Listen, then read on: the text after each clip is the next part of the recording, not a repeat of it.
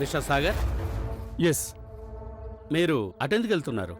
Mister Manohar చాలాసేపు అయిపోయింది, కానీ ఈ ట్రక్కులు ఇప్పటిదాకా ఇక్కడే ఉన్నాయే. ట్రక్కులోకి సరుకంతా లోడ్ అవ్వాలి కదా, అప్పుడేగా అవి వెళ్తాయి. ఒకవేళ ఇప్పటికీ మీకు అనుమానంగా ఉంటే వెళ్ళి ట్రక్కులు కూడా చెక్ చేసుకోండి. అదేం లేదు మిస్టర్ మనోహర్, అదేం అవసరం లేదు. I was just asking. ఇదిగోండి మీ ఫోన్. Thank you. ఇక నేను బయలుదేరుతాను. ఓకే.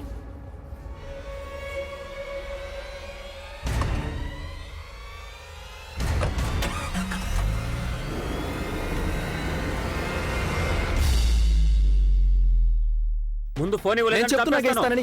ఇస్తాను. ముందు వదిలేతాన్ని.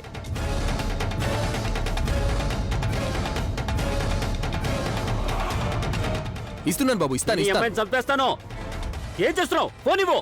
ఇస్తున్నారు కదా. సారీ. ఇస్తున్నాను. త్వరగా ఇవ్వు. చెప్పేది అర్థం కావట్లేదా? ఇవ్వు. ఇస్తున్నానని చెప్పానుగా. 1 minute.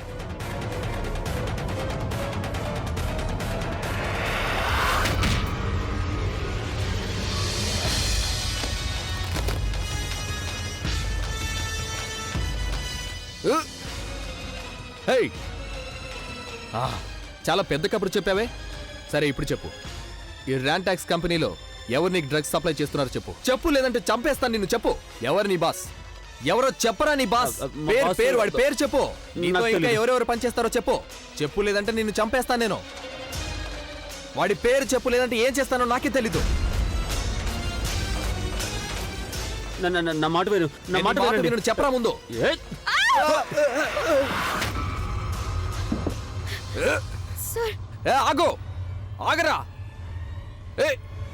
ఆగరా.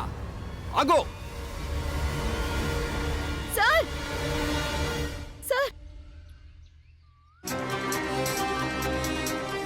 నువ్వెందుకు వచ్చావు ఇక్కడికి? నీ వల్ల మొత్తం అంతా చెడిపోయింది. వాడేమో నాకు తన బాస్ పేరు చెప్పబోతున్నాడు, తన టీంలో ఉన్న మిగతా వాళ్ళ పేర్లు చెప్పబోతున్నాడు. దాంతో అన్ని ఆధారాలు దొరికిపోయి ఉండేవి గంగా. నువ్వు రావడం వల్ల మొత్తం చెడిపోయింది. దీంతో వాళ్ళు జాగ్రత్త పడిపోతారు. ఇప్పుడు ఆధారాలు సేకరించడం మరింత కష్టమైపోతుంది నాకు. నేను నిన్ను రావద్దని చెప్పానుగా, అయినా ఇక్కడికి ఎందుకు వచ్చావు? గూఢచారి పని చేయడం అంత సరదాగా ఉందా నీకు? వాడిని గొంతు మీద కత్తి పెట్టేశాడే. ఒకవేళ నేను గాయపరుచుంటే? నేను సాగర్ కోసం ఇక్కడికి వచ్చానని రమేష్ గారికి చెప్పలేను. సాగర్ కోసం ఆధారాలు సంపాదించాలని వచ్చాను. అప్పుడు తను నేరస్తులకు సహాయం చేయడం మానుకుంటాడని. ఇంకా అలా దయ్యంలో నిలబడి ఏం చూస్తున్నావు? నేను అడుగుతుంది నిన్నే. అసలు ఇక్కడికి ఎందుకు వచ్చావు నువ్వు? సారీ సార్, నేనేమనుకున్నానంటే ఇంట్లోనే ఉంటే ఏం చేయగలను, ఏం నేర్చుకోగలను అనుకున్నాను. నేను అలా అనుకోని ఇక్కడికి వచ్చాను సార్. ఇక్కడికి వస్తే మీకు కూడా కొంచెం సహాయంగా ఉంటుంది అనుకున్నాను. నాకు మాత్రం ఏం తెలుసు ఇక్కడ ఇలా ఇంత గొడవ జరుగుతుందని. చాలా గొప్ప సాయం చేసావు నాకు. Sorry sir. సారీ అనగానే సరిపోతుందా గంగా? నాకు తెలుసు సార్, నేను చాలా పెద్ద పొరపాటే చేశాను. దానికి మీరు ఏ శిక్ష వేయాలనుకుంటే అది వేయండి. నేనేం శిక్ష వేస్తాను నీకు? ముందు నువ్వు ఇంటికెళ్ళు. ఆధారాలు పట్టుకోవడానికి నేను ఇంకో కొత్త పద్ధతి చూసుకోవాలి. నువ్వు వెళ్ళిక.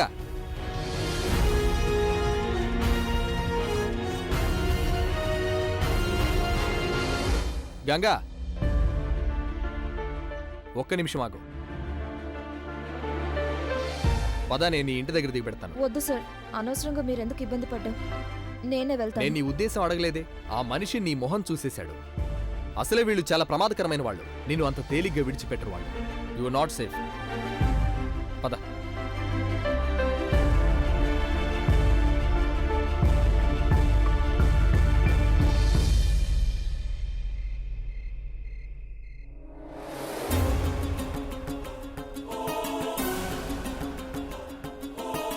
ఏమైంది కొడలి పిల్ల? బఠానీల కూర దమ్మాలు రేపు పొద్దునకి గానీ తయారవ్వదా ఏంటి? నేను వెళ్ళి చూసిరాను అమ్మగారు. ఏం అక్కర్లేదు, నువ్వు నీ పని చూసుకో. తన పని తను చేసుకొని.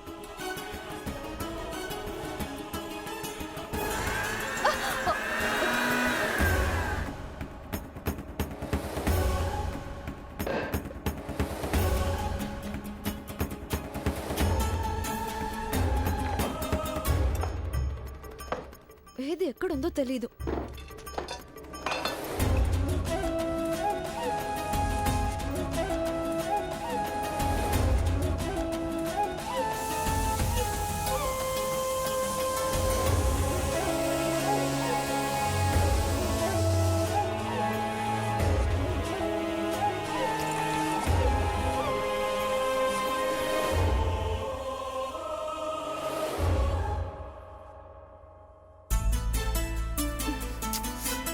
పనులని నా వల్ల కాదు. బఠానీల కూరట, దమ్ ఆలు అట, ఇవన్నీ నేను చేయలేను. షిట్.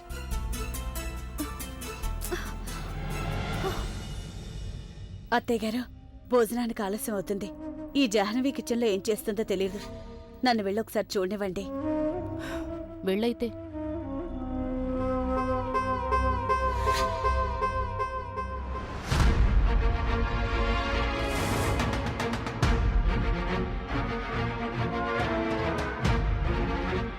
అయ్యో భగవంతుడా, జాహ్నవి ఏంటిదంతా?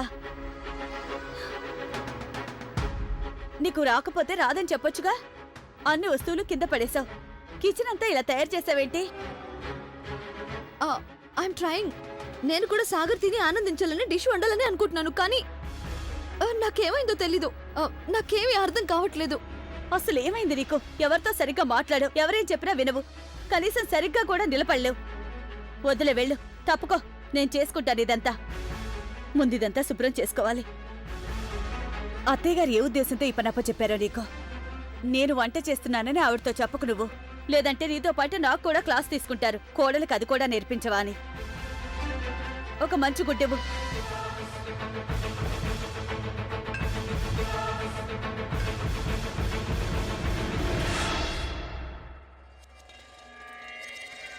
తీసుకెళ్ళి అక్కడ పెట్టు.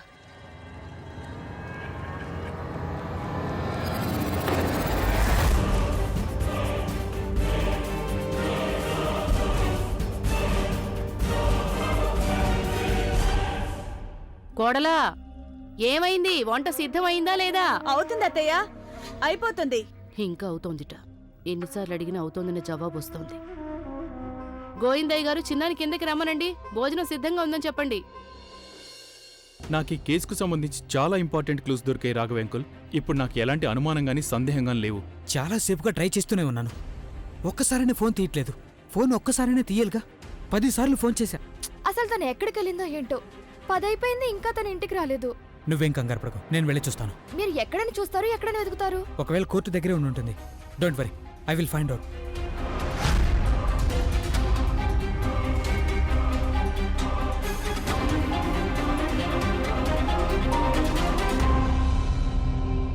పది అయిపోయింది. ఈ సమయంలో కోర్టు దగ్గర కూడా ఎవరు ఉండరు. ప్రదీప్ అనే గంగ గురించి ఎవరిని అడుగుతాడు? ఎన్నిసార్లు చెప్పాను గంగకి లేట్ అవుతుందంటే నాకోసారి ఫోన్ చేస్తే నేనే తీసుకొస్తానని చెప్పాను కదా. గంగకు మరీ పొగరెక్కువ.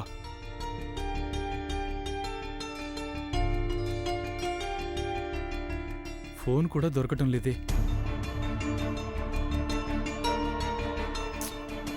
ఈ గంగకు మరీ కేర్లెస్ అయిపోయింది. ఇంత కేర్లెసా?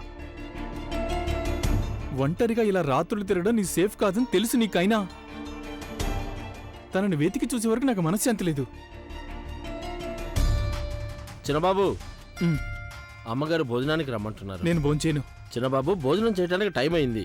నేను చెప్పాక నేను భోంచేనని. ఒక పూట తినకపోతే నేనేమైనా చేస్తానా?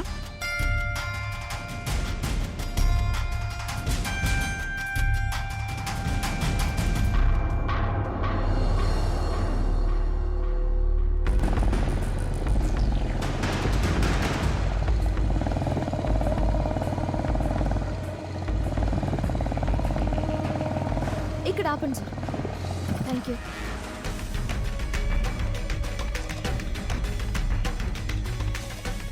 Thank you sir. ఇవాళ నేను చేసిన గందరగోళానికి నేను మళ్ళీ సారీ చెప్తున్నాను. నేను అప్పుడే ఆ సంగతి మర్చిపోయాను. నువ్వు కూడా ఆ సంగతి మర్చిపోతేనే మంచిది. అయితే ఒకటి, నువ్వు నీ మొహం వాళ్ళకి చూపించేసావు గనుక you will have to be careful. Be alert, okay?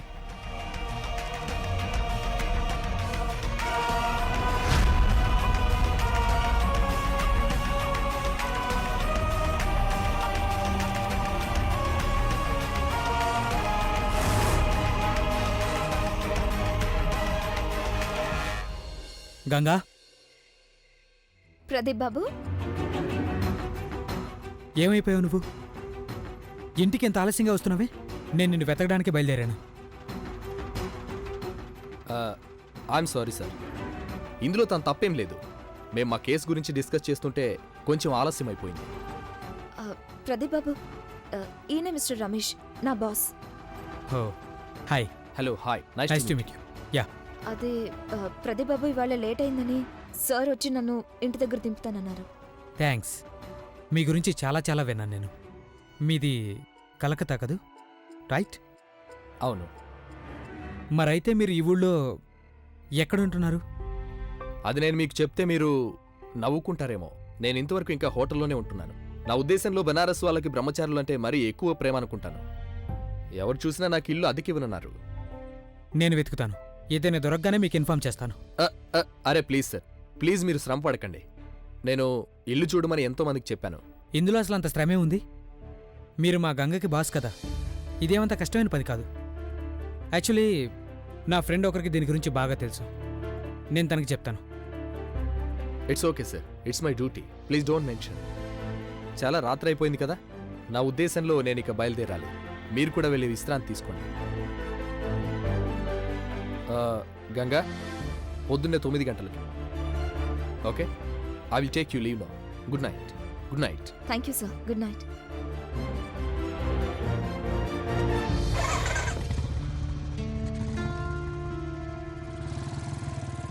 ఇక లోపలికి వెళ్దామా?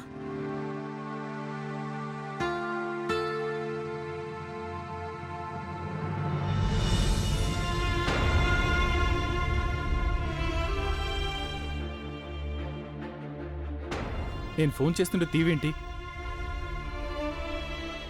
ఎప్పటి నుంచో నేను నీకు ట్రై చేస్తున్నాను. అన్అవైలబుల్ అని వస్తుంది.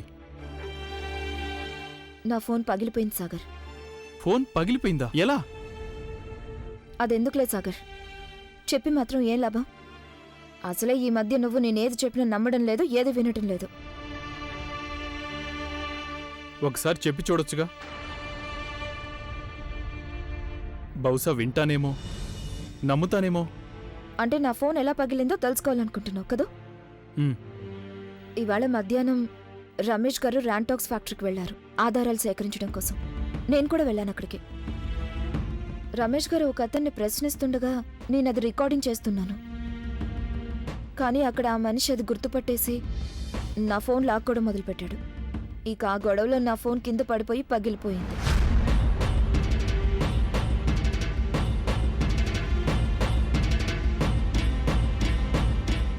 ఏమైంది సాగర్? ఎందుకు అలా చూస్తున్నావు?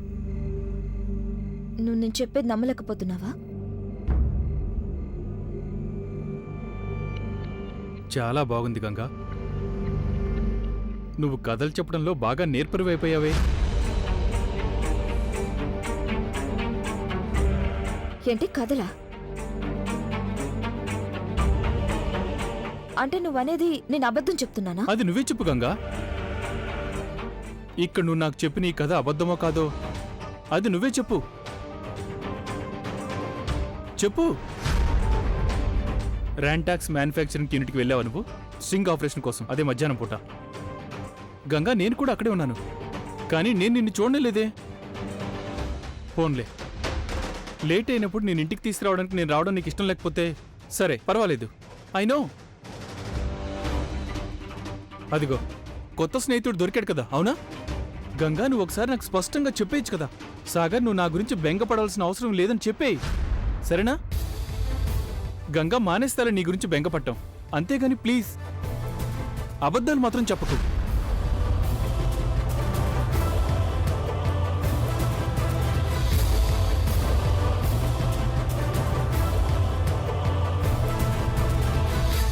గోవిందయ్య గారు, ఆ కచోరీలు తీసుకురండి.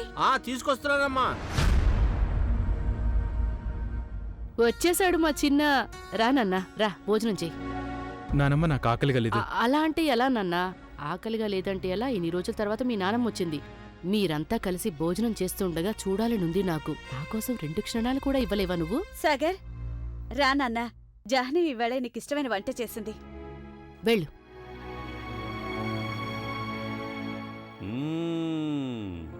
జాహ్నవి, సాగర్కి వడ్డించడం. అలాగే. కచోరీలు చూడటానికి బ్రహ్మాండంగా ఉన్నాయే. ఐఎమ్ షూర్ రుచి కూడా బ్రహ్మాండంగా ఉంటుందనుకుంటాను. అమ్మా జాహ్నవి, ఇవాళ నువ్వు చాలా శ్రమ పడ్డట్టున్నావే. కచోరీలు చేయటం అంత తేలికైన విషయం కాదు. నువ్వు కచోరీలు చేయగలవని నాకు అసలు తెలియనే తెలియదు. చాలే నిరంజన్, ఇదిగో చిన్న, రుచి చూడు. తిని చెప్పు ఎలా ఉన్నాయో మీ ఆవిడ చేసిన కచోరీలు. బానే ఉండుంటాయి అత్తయ్య. జాహ్నవి ఎంతో ప్రేమగా చేసింది కదా.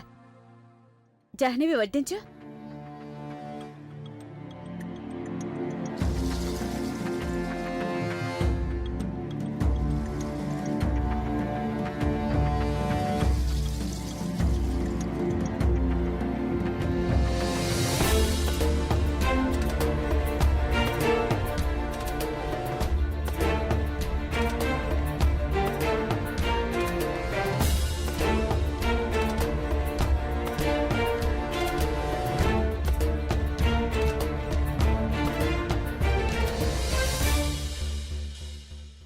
మమ్మీ, చిన్నప్పటి నుంచి నువ్వు చేసిన కచోరీలే తినేవాడిని నేను. టేస్ట్ చూసి చెప్పగలను నేను. ఈ కచోరీలు చేసింది నువ్వే, జాహ్నవి చేయలేదు.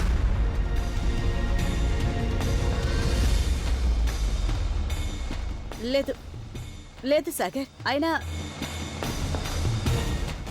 నేనెందుకు చేస్తాను? జాహ్నవే చేసింది వాటిని. నీకోసమే జాహ్నవి చేసింది. మమ్మీ, నువ్వు ఎందుకు అలా అబద్ధం చెప్తున్నావు?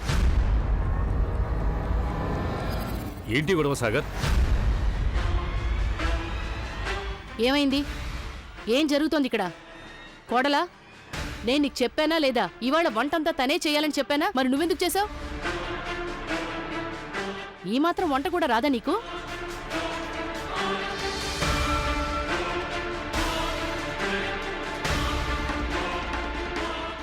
అంటే మీ పుట్టింట్లో ఏం నేర్చుకోలేదా నువ్వు? నేర్చుకున్నాను, చాలా చాలా నేర్చుకున్నాను, కానీ వంట చేయడం నేర్చుకోలేదు నేను.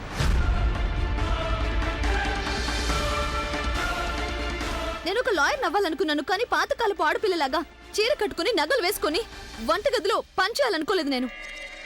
రోజంతా పదసేవ చేయడం నా వల్ల కాదు. మా డాడీ నన్ను లండన్ పంపించింది చదువుకోవడానికి.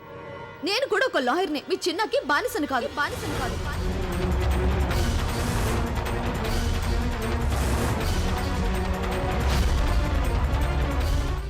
ఏమిటి ఇలా అయింది ఇల్లు? పెద్దవాళ్లతో మాట్లాడడానికి ఒక పద్ధతి పాడు లేదా? ఎదిరించి మాట్లాడతావా? గౌరవించడం కూడా రాదా నీకు? ఏదో మీ అత్తయ్య అంటే నీ నెత్తిని కూర్చోబెట్టుకుంది, అంత మాత్రం చేత నోటికొచ్చినట్టు మాట్లాడతావు నువ్వు? ఏదో పెద్ద చదువులు చదువుకుంటే లండన్లో విదేశాలలో ఎక్కడ చదువుకున్నా సరే అంత మాత్రం చేత నువ్వు ఆడపుట్టుక పుట్టావని కూడా తెలియకుండా ఉండాలని కాదు. ఆడపుట్టుకంటే బాధ్యత ఏంటో తెలుసా నీకు? అన్నిటికంటే ముందు ఇల్లాలుగా తన పని చేసుకోవడం. నువ్వు ఇంటి కోడలివి. మీ అత్తగారి కుటుంబంలో అన్ని నియమ నిబంధనలు పాటిస్తూ వచ్చింది, అలాగే నువ్వు కూడా పాటించాలి. అర్థమైందా? ఇంటి పని చేయటానికి ఇంట్లో చాలా మంది ఉన్నారు. జాహ్నవి ఇంటి కోడలు అయినంత మాత్రాన ఇంటి పనులని తనే చేయాలని ఏమీ లేదు. చూడమ్మా జాహ్నవి, నేను నీకో మాట చెప్పదలుచుకున్నాను. కుటుంబం కోసం పని చేయటం, వంట చేయటం బానిసత్వం కాదు. మాధవి, మా అమ్మ కూడా ఈ పనులన్నీ చేసుకుంటారు. అంత మాత్రం చేత వాళ్ళ ఇంట్లో బానిసలని కాదు. చెప్పాలంటే ఇంట్లో వీళ్ళిద్దరికీ సమానమైన హోదా ఉంది. ఇన్ఫ్యాక్ట్ ఈ కుటుంబం బాధ్యత నాకంటే సాగర్ కంటే కూడా వీళ్ళిద్దరికీ ఎక్కువ ఉంది. అయితే నువ్వు అన్నదాంట్లో ఒకటి మాత్రం ఒప్పుకుంటాను. నువ్వు లాయర్ అవ్వాలని చదువుకున్నావు కానీ వంట చేయటానికి కాదు అన్నాను. నీకు లా మీద చాలా ఇంట్రెస్ట్. కావాలంటే నువ్వు ప్రాక్టీస్ కూడా మొదలు పెట్టచ్చు. మాలో ఏ ఒక్కరం కూడా అందుకు అభ్యంతరం చెప్పాం. మా కుటుంబంలో కూతురికి కోడలికి ఎలాంటి నిబంధనలు ఎన్నడూ విధించలేదు. గంగనే తీసుకో, చిన్నతనంలో చదువుకోలేకపోయింది, కానీ ఇవాళ లాయర్ కావాలని పై చదువులు చదువుకుంటోంది. నిన్ను మాత్రం వద్దన్నారా? ఏంటండి అలా అంటారు మీరు? ఇప్పుడేగా కొత్తగా పెళ్ళైన వాళ్ళిద్దరికి, అప్పుడే ఇవన్నీ. అందులో తప్పే ఉంది మాధవి. నేను మాత్రం ఏం చెప్పానని? జాహ్నవికి గనక ఆ పని మీద అంత ఇంట్రెస్ట్ ఉంటే సాగర్తో కలిసి పనిచేయమన్నాను. ఆ తర్వాత ఇండిపెండెంట్గా కేసులు టేకప్ చేయొచ్చు. నాన్న, నాకు అలాంటి అవసరం ఏం లేదు. పైగా ఇంకొకరికి ట్రైనింగ్ ఇవ్వడానికి అంత టైం కూడా లేదు నాకు. ఇంకో 2 రోజుల్లో ర్యాంటాక్స్ కంపెనీ కోసం మొత్తం ఆర్గ్యుమెంట్స్ సిద్ధం చేయాలి నేను, అది కూడా పూర్తి ఆధారాలతో పాటు. అయితే అది మరీ మంచిది సాగర్. ఇలాంటి సమయంలోనే ఇంకొకరి సహాయం అన్నిటికంటే ఎక్కువగా అవసరం ఉంటుంది. అయినా రాఘవయ్య గారు నా అసిస్టెంట్, నీ అసిస్టెంట్ కాదు. ఆయన ఫ్రీ చేయి. అలాగే జాహ్నవిని ర్యాంటాక్స్ కేసులో పనికి పెట్టుకో. 2 డేస్ టైం ఉందిగా విచారణకి. ఈ లోపల జాహ్నవి కేసు పూర్తిగా స్టడీ చేస్తుంది. చూడమ్మా జాహ్నవి, నువ్వు ఈ కేసులో సాగర్కి అసిస్టెంట్గా చెయ్యి. ఇక నువ్వు భోజనం అవగానే తనకి అన్ని డీటెయిల్స్ ఇచ్చేయాలి. సరేనా?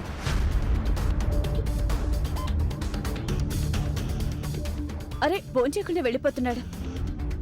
ఏం అర్థం కావడం లేదు. నువ్వు కంగారు పడకు జాహ్నవి, సాగర్ ఒప్పుకుంటాడు. నువ్వు నవ్వుతూనే ఉండాలి. సంతోషమేగా, నీకిష్టమైన పని కూడా దొరికింది. అలాగే ఆ సాకుతో సాగర్తో మరికొంత సమయం కూడా గడపచ్చు.